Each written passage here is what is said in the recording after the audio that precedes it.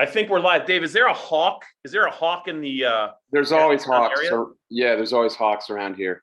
All right, you got to watch. They'll snatch Kaiser right up. There's some big hawks out there. You better be careful. We saw a big water snake. My neighbor who just called me.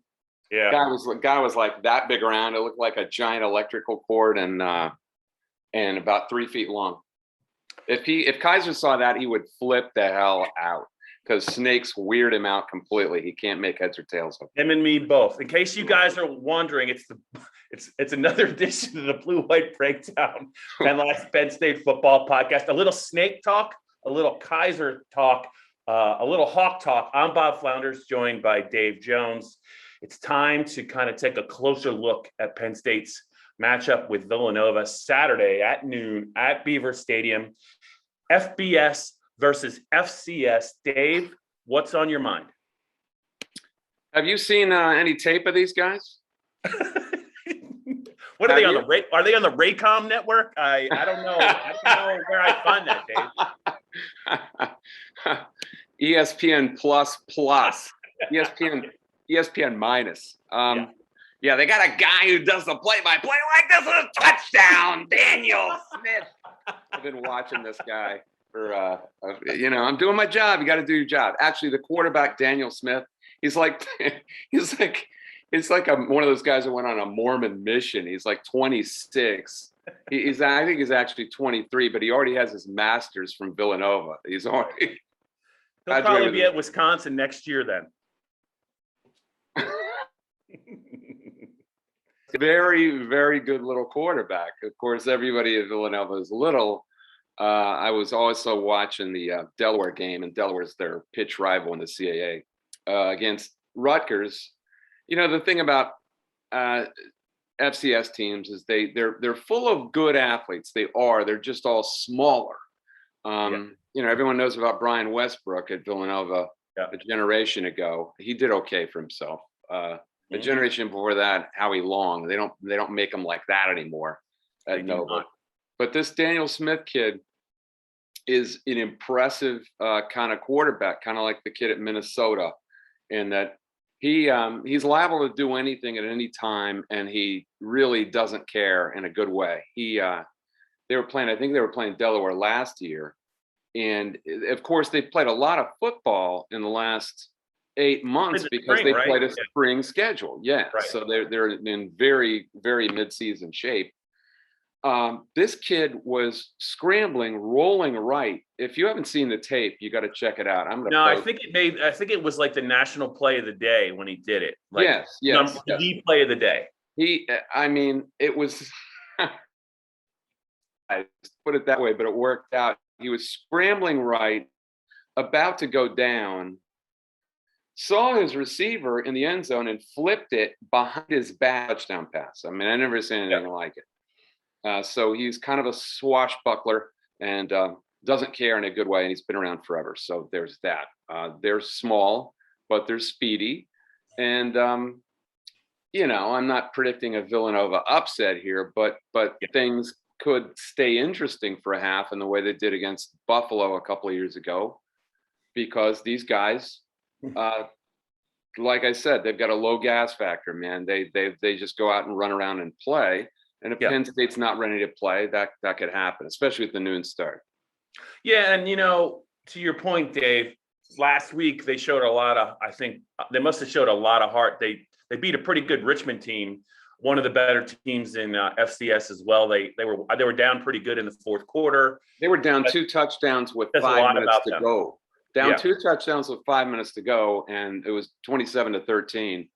And Smith just cranked it up and started throwing deep, and he threw some pretty good deep balls. The last one that tied it with 2 minutes to go and sent it to overtime was probably 50 yards in the air. And he's just a little guy. He's like, now I'm drawing a blank, the Minnesota quarterback. You know who I mean. You mean the guy who killed Penn State? Tanner your mind's just Tanner Moore. Yeah. Okay. All right. Well, and they play a lot of RPO. They do a lot of the same kind of stuff too. That would make, I guess, a lot of sense. They played the first 2 games they played, they won very easily. So you know, when the quarterback had to make plays last week, he did, and he did it through the air. He spread the ball around. They probably didn't really have to do that the first 2 weeks because they pretty much, I think they handled Lehigh and then Bucknell. So that's why, if you're wondering why the guy threw for 350 yards last week, but maybe the numbers aren't that great through 3 games, they probably didn't need a lot. So those numbers might be skewed a little bit. Yeah, that's right. I mean, they were down 27-13 late in the fourth quarter. So they started throwing it around, I think, in the middle of the fourth quarter. Richmond had the lead, and he had to do what he had to do. Yes. Yeah. Dave, first meeting between these two teams since 1951. So I looked it up. It was I didn't look it up. I was reading the Penn State notes. That was a neutral site game. Do you know where they played? Hershey Stadium? Close. They The played Farm Show Arena. Close. They played in Allentown, PA, Allentown Municipal Stadium. Yes. What? And the Allen High School Canaries? They're the Canaries. They are the Canaries. There's since I grew up, I was born in Allentown. It's the Allen Canaries, the Deer of Huskies, and the Central Catholic Matt Seneca Vikings. Just a little education for the Penn State fans and for you. You're not really reacting. Is there anything else? Well, I was just going to say, and they own a 3-game winning streak over Penn State. So James Franklin was probably playing that up all week. Yes, I'm sure he is. Hey, one thing I wanted to ask you, so we didn't get to it on Tuesday, but I was pretty fascinated because it was a little bit of a humble brag by James. I don't know if you remembered it, but I think he was talking about last year and everyone was wearing masks and it was difficult, it was challenging. Did you catch the part where he said, one of his great strengths is reading people and reading their body language and kind of interpreting where their head's at on a given day? Did you pick up on that? When I'm talking about like us, like the media. Yeah. I mean, I started thinking about the stuff to try to throw you off. Try to throw you off your game. Like, ask me a question like I'm Franklin, okay? Yeah. James. Just start a question. I know what you're going to do, but okay. James, I just wanted to ask you about your great red zone defense. Bob, what's that bottle behind you on the shelf? I knew you were going to do that. Is that a Yingling bottle? Is that a Michael Schmidt poster behind you? He did that to Gallen. He did it to Daniel Gallen on Tuesday. I'm like, what? What is he trying? What is he driving at with his? Well, he's warming up Gallen because he hasn't dealt with Gallen too much. So that's the first thing he's going to do. Yeah. Okay. What do you think? What do you think is his read on you? I don't have any idea. What's anyone's read on me? He's nuts. He's out of his mind. But you remember he'll do little things where. It's a different version of the same things that Paterno used to do. Yeah. Paterno kind of liked to scrap. He would say things in the middle of like one of his sons had been emailing me about something. And it was back in the days when email was new. That's how long this is. And in the middle of a press conference, he goes, how's your pen pal? Have you been talking to your pen pal?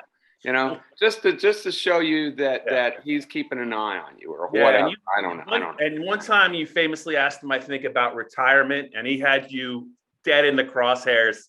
And I think it was one of the memorable one-liners. He knew what was coming. I mean, coaches love to do that. They love to let you know that they have the upper hand on you, no matter what. And that's not really what Franklin is doing. I just think he likes. He likes to mess with you, yeah. I think you're referring to Chicago. I believe it was Chicago at the Big Ten Media Days in 2000. Where yeah, Paterno. But yeah, the talk had started. Believe it or not, 11 years before he was finally done. Everyone started asking him. I guess he was 75 at that point. Let me see, 74. And he knew the question was coming because it had begun. Right. Yeah. It's 2000. And I, as I am wont to do sometimes, I asked like a 20-second question. It was perfect for him. It was a perfect setup in order to try to find out whether he was going to had an exit plan. And I wanted to try to ask it in a diplomatic way, but he just broke in and said, Jones, the only retirement I'm worried about is yours. Yeah. And then, it's like 150 guys laughing at me at once. The laughter dies down. I start the question again. And he goes, and I can't wait. And then, more laughter. But then he answered the question legitimately. I mean, it's just, it's something. Hell, I would do that, wouldn't you, if you were a coach?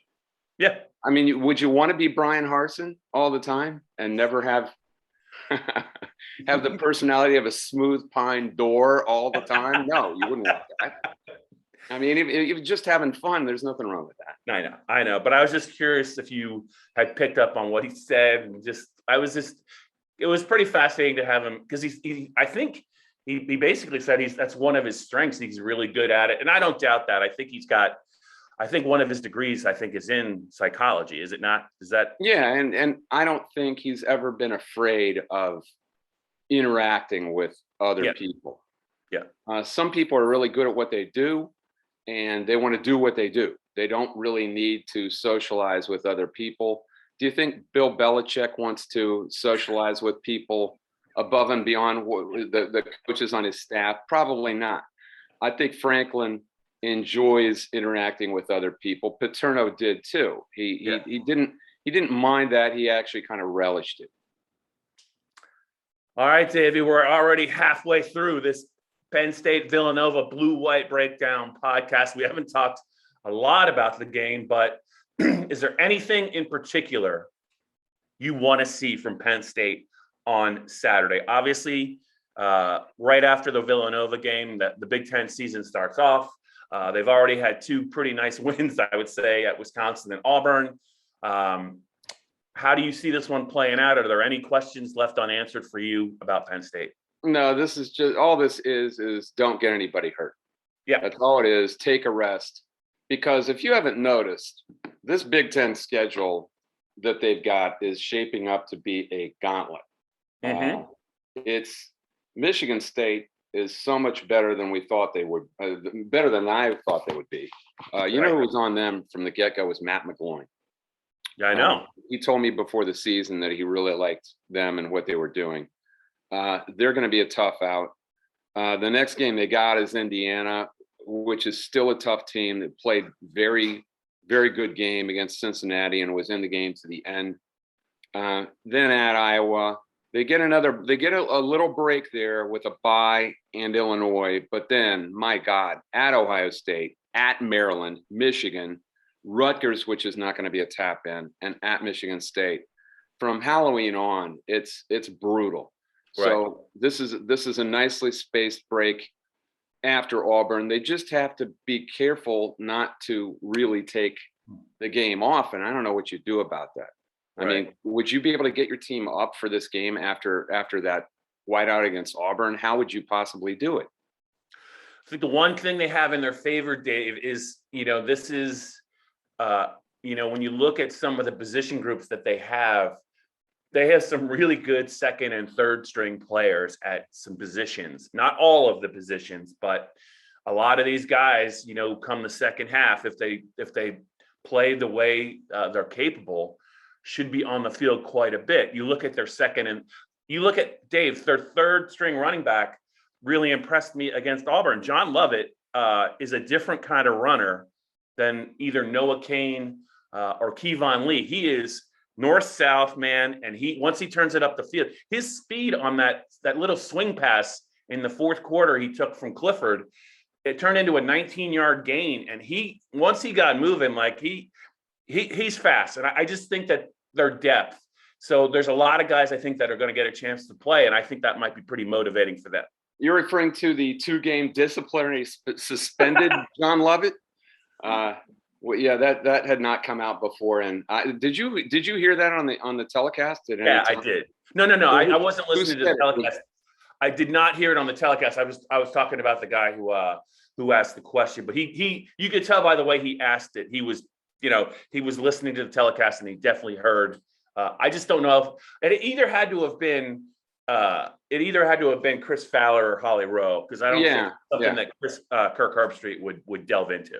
I didn't. Yeah. Anyway. Lovett is I never saw a lot of him at Baylor. Did you? No, not at all. Not at all. Because I didn't watch a lot of Big 12. Even well, when Matt we don't really have a lot of chance to do it unless it's like a highlight. There's just not a lot of opportunity. So but I mean, they got to be careful.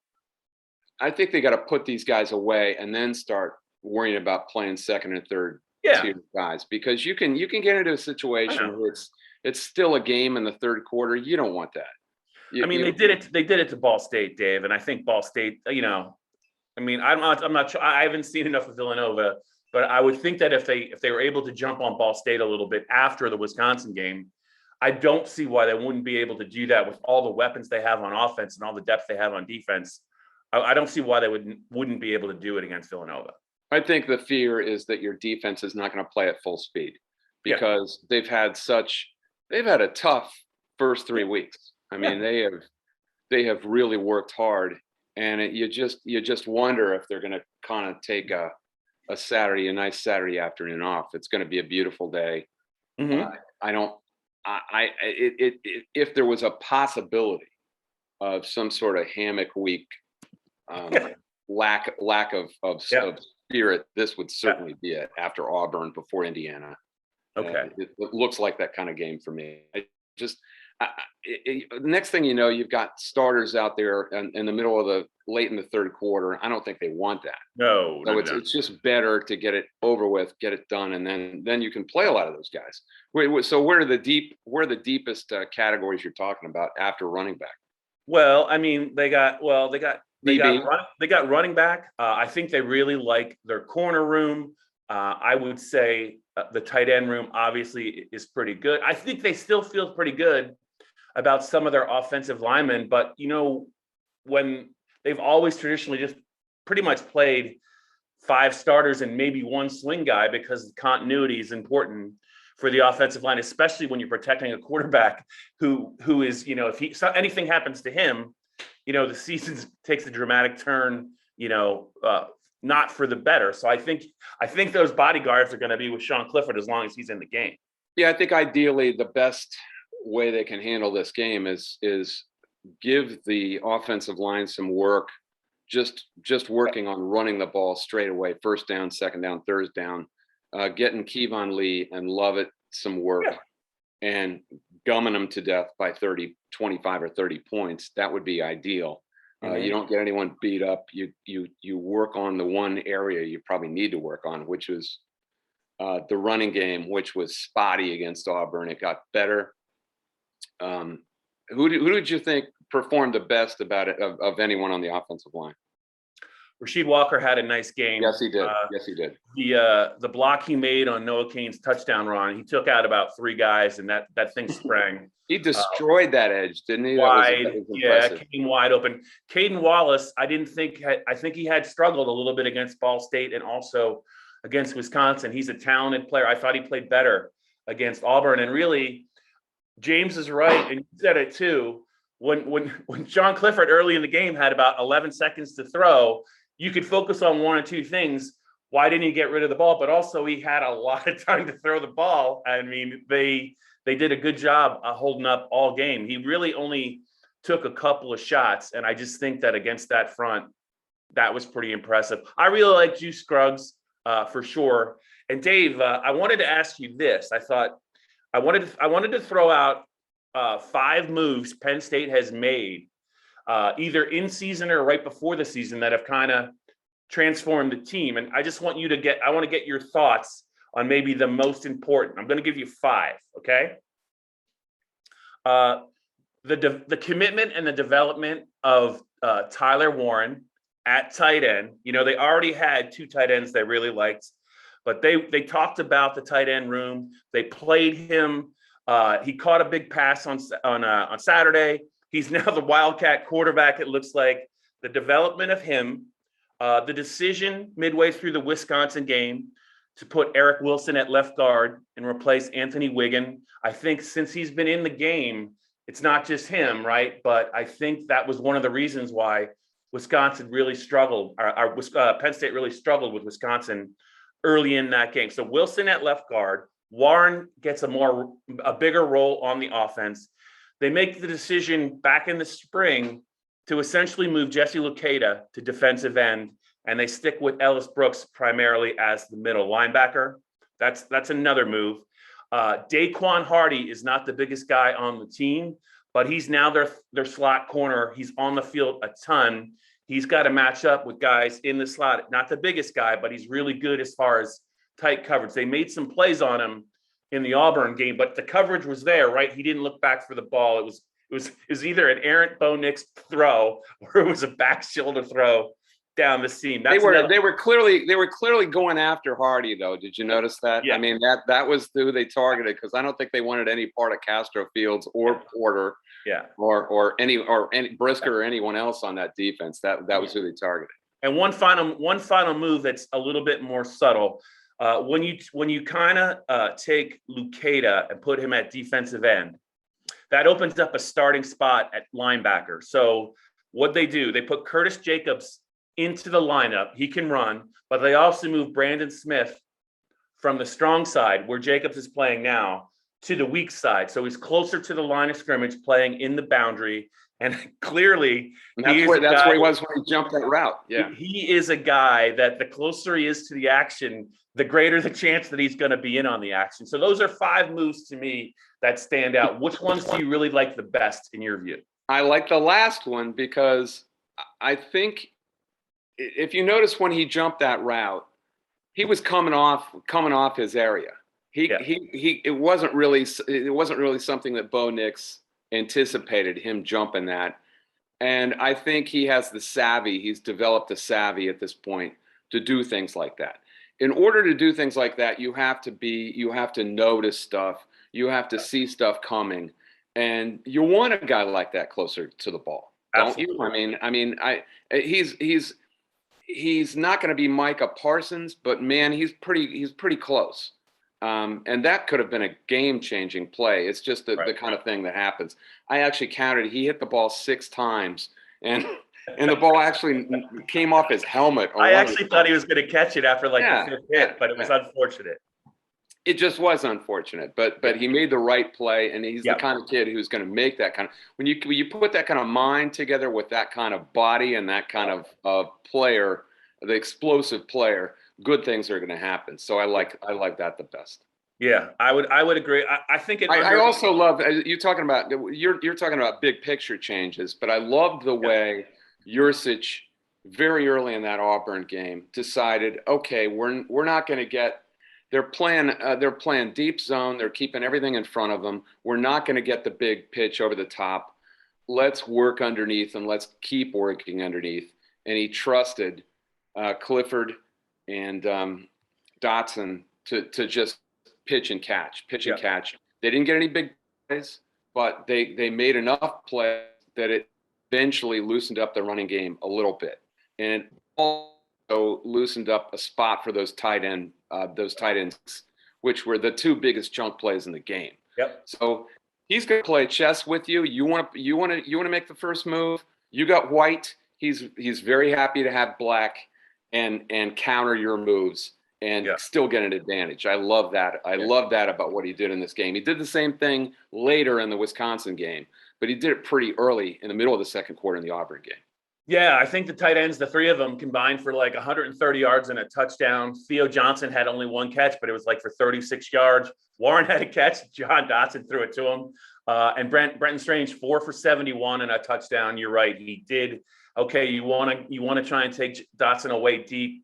Well, you're going to leave something open down the middle, and the common denominator in all that is the way they worked on the intermediate zone and worked it until they got an advantage, till Auburn had to adjust.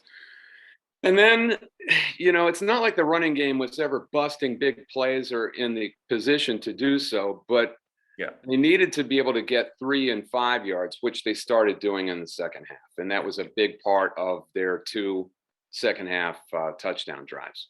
So he's gonna move stuff. He's gonna move the pieces around until he feels like he has an advantage, and I think that bodes well. He's gonna need to do it at Iowa. man, because that's going to be a tough game. David Jones, it's time to make our picks for Penn State, and I'm quite sure you have some Big Ten games you want to attack. So let's hear it. What do you got for a final score? I know you're not going with Villanova, but what do you? We're gonna save that for the end. Let's go. Okay. Do you want to do it first? Why don't we? Yeah, let's just do that first. All right. Let's try it this way. All right. I haven't even looked. I haven't even picked the score, but I'm going to say Penn State 40, Villanova 13. I don't even know where the line is in this game. Do you? There's no line. There's no line because it's FCS versus FBS. Oh, they don't do a line. No line. I did not know that. Yeah. All right. So what do you got? I said 38-3 Penn State. I just think that there'll probably be a hiccup or something. And the question is, will they give up a touchdown or a field goal? Ball State struggled to kick field goals against Penn State. I think it's going to be. This team will not. This team has a hell of a kicker. He can bomb them. Yeah, they won't have any problem with it with field goals. 38-3 Penn State, and you said what, 40-13 Penn State? Yeah, I think they'll get a couple field goals and some sort of touchdown. Yeah. All right. I hope you can score on the nose. Here we go. I'm ready.